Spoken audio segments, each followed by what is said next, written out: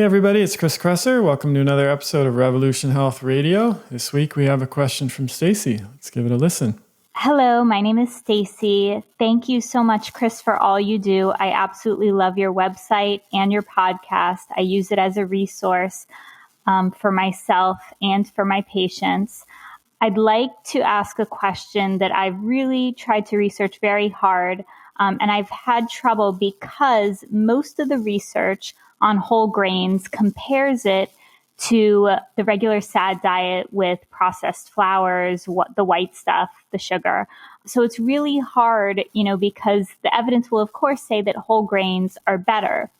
But I want to know if outside of food sensitivities are gluten-free whole grains that are unprocessed, not turned into flours, things like quinoa, rice, brown rice, things that you're cooking in a pot, and eating essentially, are they inflammatory? Are they bad for our microbiome?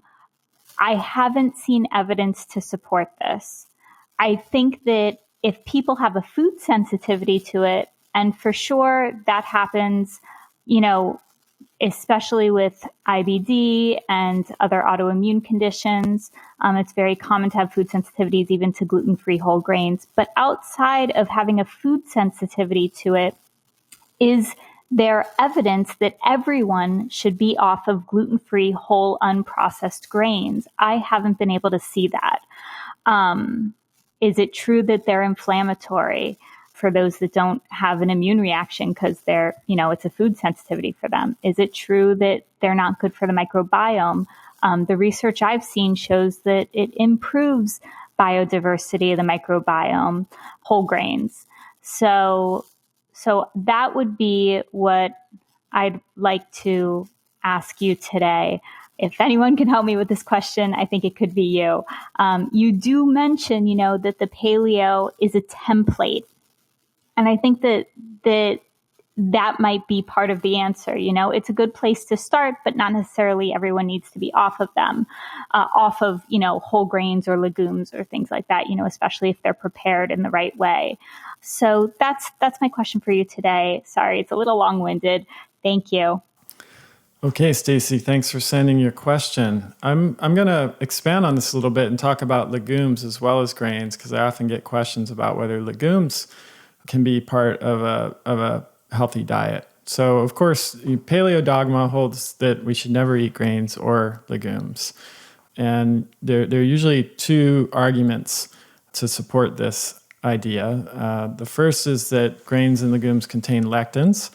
Lectins are a type of protein that can bind the cell membranes, and animal studies have shown that lectins can impair growth, damage the lining of the intestine, destroy skeletal muscle, and interfere with the function of the pancreas, among other things. So that sounds pretty bad, right? Not so fast, though. There are several reasons that these results probably shouldn't be extrapolated to humans. The first is that animals in these studies consumed an enormous amount of lectins, much more than a human would get from a varied diet that includes some grains and legumes. Second, most lectins are destroyed by cooking. So, for example, cooking legumes for as little as 15 minutes or pressure cooking them for 7.5 minutes almost completely inactivates the lectins that they contain, leaving no residual lectin activity in properly cooked legumes and grains. The results vary a little bit depending on the legume and the grain, but that's a general rule. Cooking does inactivate most lectins. What's more, other components in food like simple sugars can bind to lectins and diminish their toxic effect. So even if there is a small amount of lectin left after cooking, it's unlikely that it will have a detrimental effect given the presence of simple carbohydrates in both legumes and grains that can bind to those proteins. Finally, if lectins really are a problem, then we'll have to cut out a lot more than grains and legumes from our diet if we want to avoid them.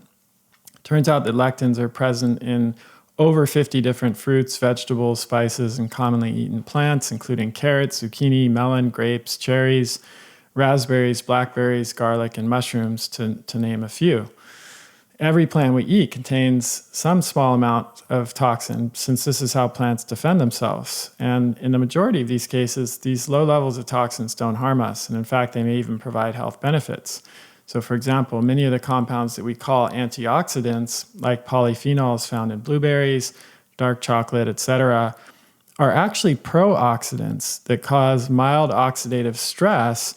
And by doing that, they upregulate our body's natural antioxidant defense system. So this is a little known fact about so-called antioxidants. They actually benefit us by promoting a little bit of oxidative stress that our body then responds to in a hormetic or favorable way. The one lectin we may want to exercise caution with, though, is peanut lectin, since both raw peanuts and peanut oil have really high lectin content. And there is some data in animals that suggests that peanut lectin may contribute to atherosclerosis by stimulating the growth of smooth muscle and pulmonary arterial cells. However, other research, including clinical trials in both animals and humans, have found that peanuts and even peanut oil actually reduces cardiovascular risk factors and thus may protect against heart disease. So I think the jury is still out even in that case. The second argument typically made against grains and legumes is that they contain phytic acid. Phytic acid is the storage form of phosphorus that's found in many plants, especially in the bran or the hull of grains and nuts and seeds. Although herbivores like cows and sheep can digest phytate or phytic acid, humans cannot. This is bad news because phytic acid binds to minerals, especially iron and zinc, in food and prevents us from absorbing them. It's important to note that phytic acid does not leach minerals that are already stored in the body. It only inhibits the absorption of minerals from food in which phytic acid is present. So if you eat rice or oats that have phytic acid in them, then you don't absorb as many nutrients as you would otherwise from those foods if the phytic acid wasn't present. But the phytic acid isn't going to remove nutrients that are already stored in the body. Phytate can also interfere with enzymes that we need to digest our food, including pepsin, which is needed for the breakdown of proteins in the stomach, and amylase, which is required for the breakdown of starch. Phytic acid also inhibits the enzyme trypsin, which is needed for protein digestion in the small intestine. So again, at first glance, it sounds pretty bad, right? It sounds like we shouldn't be eating any phytic acid at all. But while it's true that diets that are high in phytate contribute to mineral deficiencies, it's also true that humans can tolerate moderate amounts of it without harm. And this might be because our gut bacteria produce enzymes that break down phytate and thus make us able to extract the nutrients that the body needs. In fact, there's even some evidence that phytic acid has beneficial effects. It's been shown to prevent the formation of free radicals, which makes it an antioxidant, prevent the accumulation of heavy metals in the body, and plays a role in cellular communication.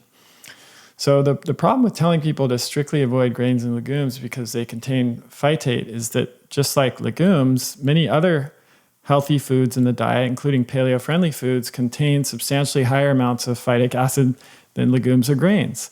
So for example, a single serving of trail mix, which is that beloved paleo snack favorite, is likely to be much higher in phytic acid than a serving of lentils or whole grains. Cacao beans, which we make chocolate from, have about the same amount of phytic acid as most other beans and legumes. And spinach and Swiss chard are higher in phytate than almost any legume, nut, or seed. It's also important to note that phytic acid can often be at least partly broken down by certain food processing methods such as soaking and roasting. So I wrote an article a while back called "Another Reason Not to Go Nuts on Nuts," suggesting that you soak and dehydrate or roast nuts before eating them for exactly this reason. In the case of legumes, studies have shown that soaking at room temperature for 18 hours or at 140 degrees Fahrenheit for 3 hours eliminates between 30 to 70% of phytic acid, depending on the legume. And for grains, it really varies depending on the grain. Some grains have phytase, which is the enzyme that breaks down phytic acid naturally present in the grain. And so those grains typically don't need to be soaked for as long, whereas other grains don't have phytase and need to be soaked for longer. And generally, it's better to add some kind of acidic medium, like a fermented dairy, kefir, lemon juice, or something like that, to the soaking water to help activate the enzymatic process. Some of you might be familiar with the Weston A. Price approach to eating. It's basically a paleo diet that also includes properly prepared grains and legumes. So For example, if you're going to eat oatmeal, you would soak the oats overnight in room temperature water with maybe a little bit of kefir, and then you would drain that in the morning, and then you would cook those soaked oats. Or same if you eat brown rice, or if you eat lentils or other legumes, you would soak them and prepare them properly. And this is in fact what all traditional cultures who consumed whole grains and legumes did. Whether you're talking about indigenous people in what is now Mexico or Central America, they did that with corn and cornmeal. People who lived in Africa who consumed, various grains and legumes, and people all over the world who Weston Price studied. People in what's now Switzerland, they made a natural sourdough rye bread, which is a fermentation process, of course, that would break down the phytic acid and make the nutrients more bioavailable. So this is a common practice in any culture that traditionally ate whole grains and legumes. And the problem is today, almost nobody does that, except people who are aware of the importance of this, or maybe even some traditional cultures who still maintain their, people living in the industrialized world who've maintained some connection with their traditional ways. So given everything that we've talked about so far, you might think I'm a fan of whole grains and legumes, but there are several reasons why I think many people may need to limit their consumption of these foods, and why I still do recommend a paleo template as the best starting place for most people. The first reason comes down to nutrient density. And optimizing this, the amount of nutrients that we consume in our diet on a day-to-day basis, should be one of the main goals that we have when it comes to food. Micronutrients are the fuel for our bodies, and suboptimal amounts of any of them will cause significant problems. Nutrient deficiency is just widespread in the industrialized world. More than a third of Americans are deficient in essential nutrients, and that's using the RDA, our recommended dietary allowance, which is the threshold at which acute deficiency symptoms occur. That doesn't mean that the RDA is the optimal intake level of a nutrient. It's just the level at which we, start to see very acute symptoms of deficiency.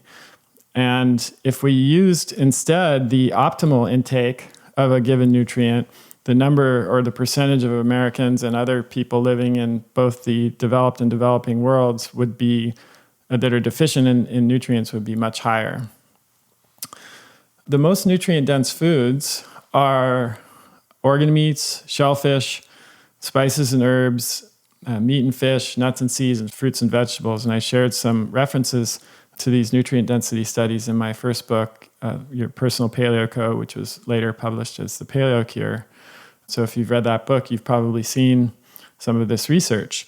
Of course, those foods should sound familiar because they make up what we call a paleo diet or a paleo template. Whole grains and legumes do contain some nutrients, but they're generally lower on the list than many of the foods I just mentioned when it comes to nutrient density. Organ meats and shellfish are orders of magnitude higher in terms of nutrient content than grains and legumes, for example. So for that reason alone, we shouldn't base our diets on whole grains and legumes. And this, of course, is one of the reasons why vegetarians and vegans do typically have much higher rates of nutrient deficiency, because they consume significantly higher amounts of grain, whole grain and legume. And often the diet can be based around these foods. And that's if they're doing well. There's, of course, also the junk food vegetarian who's eating mostly refined flour and sugar and a whole bunch of stuff that's not meat or animal products, but is not particularly, not only not nutrient dense, but also, full of stuff that can be harmful. So there are certain groups that also may need to limit or even completely avoid grains and legumes. One is people with autoimmune disease, which now affects up to 1 in 6 Americans. There's some evidence, and a lot of it's anecdotal, but there is some evidence suggesting that compounds in these foods, including lectins, may be problematic for people with autoimmune disease.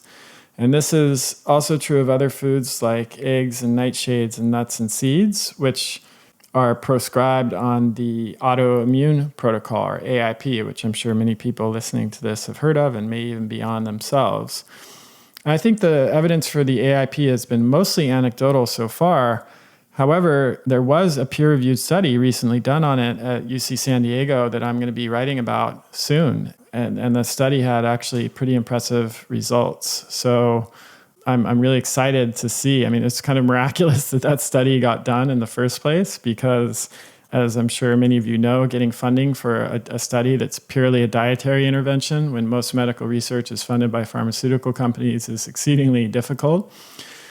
But what happened is a gastroenterologist at Scripps down in San Diego was introduced to AIP after witnessing one of her patients with ulcerative colitis, which is an autoimmune disease, made a really astonishing recovery using that diet. And so this GI doc decided to put together a study to formally investigate it both in patients with UC or ulcerative colitis and also in Crohn's disease patients, which is another autoimmune gastrointestinal disease. And the results were pretty phenomenal, and I think it's kind of a landmark study because it really, for the first time, showed that AIP was able to induce clinical remission by week 6 in 11 out of 15 participants. That's 73% of study participants, and all 11 maintained clinical remission during the maintenance phase of the study. So this is quite remarkable. 73% remission rate rivals even the most aggressive drug therapies, steroids and immunosuppressive drugs like Imurin and Remicade, which have side effects leading all the way up to death. And they were able to accomplish this with just a dietary intervention. So even though most of the evidence for anecdotal is AIP, we now have some peer-reviewed evidence supporting its use in autoimmune gastrointestinal disease, and certainly in my work with patients in the clinic, I've seen it be incredibly helpful for people with a number of different autoimmune diseases. Another group that may need to limit their whole grains and legume consumption is people with gut problems, independently of autoimmune gut issues. This is a huge number of people, frankly. IBS is now the second leading cause of people missing work. Virtually every patient that comes to my clinic has gut issues. Many people that I just talk to, because of my profession, a lot of friends and family members come to me for advice, and in many cases it's related to gut issues. I think it's pretty safe to say that a large percentage of the population suffers from dysfunctional gut to some degree or another. And grains and legumes are often hard on the gut, and many people with gut issues feel better when they avoid or limit these foods. And one reason for that is that most legumes and some grains contain FODMAPs. And these are a class of carbohydrates that are poorly absorbed by some people and can provide food for bacteria that may be present in the small intestine where they shouldn't be. So people with SIBO or people with fungal overgrowth or other intestinal conditions, the FODMAPs can be problematic. In these cases, I've found that soaking and the other proper steps of preparation that I mentioned before for grains and legumes can help to some degree. I have patients, for example, who cannot tolerate unsoaked grains or legumes, but can tolerate some amount of soaked and properly prepared grains and legumes. So, experimentation can pay off there. But in general, I've typically found that people with these kinds of gut conditions do feel better when they avoid these foods. So let's just kind of wrap it up. I mean, when I wrote my first book, I suggested that the best approach is to start with a 30-day paleo reset. And I hope it's clear why now. Even though whole grains and legumes you may be able to include them in small amounts as part of an overall healthy diet, it's best to try a period of time, usually 30 days or sometimes more, especially if you have an autoimmune disease, where you're not eating them at all. Because that's the only way you'll get a chance to see how they're truly affecting you. And then after you're finished with that reset, you can start slowly adding back in what I call gray area foods like grains and legumes, which we talked about today, and also including dairy, particularly full fat and fermented dairy, which I've written and talked about a lot in the past, and then see if you tolerate them. And if you tolerate them without difficulty, I don't see a problem with including these gray area foods in your diet with one caveat, which is that they're not replacing more nutrient-dense foods, or two caveats, I guess, and you eat them in relatively small or moderate amounts. I've never seen any convincing research that whole grains and legumes, especially when they're properly prepared, are significant contributors to the chronic disease epidemic. I mean, let's face it, we didn't get to where we are with 2/3 of Americans being overweight and 1/3 of Americans being obese by eating quinoa and lentils. We got here by eating pizza and drinking big gulps and having grain-based desserts and fried foods and all kinds of other processed and refined crap. That's what has caused the chronic disease epidemic, not, whole grains and legumes. And the same is true for dairy, which I've talked about at length. If you look at the research on full-fat dairy overall, it's very encouraging. And it's really comes down to individual tolerance in that case. There are people who are intolerant of lactose, quite a few people actually, 2/3 of the population of the world. And there are people who are intolerant of the proteins in dairy. So those people obviously will not do well with dairy, but for people who don't have either of those issues, and even for people with lactose intolerance, they can consume full-fat fermented dairy, foods like kefir and yogurt, especially if they're made at home, where all of the fermented to all the point where lactose is removed. Ghee and butter and full-fat cream, which don't have very much lactose or protein, but it's really an individual thing, but the research shows that they're well tolerated, or they're beneficial when they're well tolerated. So I think that sums it up here. So the moral of the story here is that if you're able to eat small amounts of properly prepared whole grains and legumes without any difficulty or worsening of your symptoms, and you're still eating a very nutrient-dense diet that contains organ meats and shellfish and herbs and spices and meat and fish and nuts and seeds and fresh fruits and vegetables, then that's fantastic. Lucky you. You'll have a broader and more diverse diet and fewer limitations. If you have autoimmune disease or gut issues, you may need to be more careful with these foods, and it would be even more important for you to do a reset diet where you eliminate these foods for a period of time before adding them back in to see how you tolerate them. So speaking of books, I wanted to mention that my next book, called Unconventional Medicine, is coming out on November 7th. I'm really, really excited about this book. It proposes a 3-part solution to the growing epidemic of chronic disease that's destroying our quality of life, bankrupting our governments, and threatening the health of future generations. Our current conventional approach to what I call it sick care rather than health care, because that's really what it is when you think about it, it focuses on suppressing symptoms and managing disease rather than preventing and reversing disease by addressing the root cause. So we desperately need a new solution of true health care that can reverse these problems and restore people's health and empower patients to take charge of their own health and inspire healthcare practitioners to do the kind of work that they envisioned doing, when they decided to enter medicine or healthcare in the first place. And unconventional medicine lays out a vision for how we can do that. So you can learn more about it and sign up to be notified when it's released, and for some really cool pre-launch stuff that we're going to be doing with the books, some free stuff and bells and whistles. That's unconventionalmedicinebook.com. It's kind of a tight timeline here. We've got a lot of other balls in the air and things going on, but I'm super, super excited about this book, and I think you're going to love it, and hope you can join us in pushing this movement forward to reinvent medicine and healthcare. I think it's something, it's really my purpose here to end chronic disease and to create a new way of doing this. Okay, everybody, thanks for listening. Keep sending your questions to chriskresser.com/podcast question, and I'll talk to you in a couple weeks. That's the end of this episode of Revolution Health Radio. If you appreciate the show and want to help me create a healthier and happier world, please head over to iTunes and leave us a review. They really do make a difference. If you'd like to ask a question for me to answer on a future episode, you can do that at chriskresser.com/podcast question. You can also leave a suggestion for someone you'd like me to interview there. If you're on social media, you can follow me at twitter.com/chriskresser or facebook.com/chriskresser L.A.C. I post a lot of articles and research that I do throughout the week there that never makes it to the blog or podcast, so it's a great way to stay abreast of the latest developments.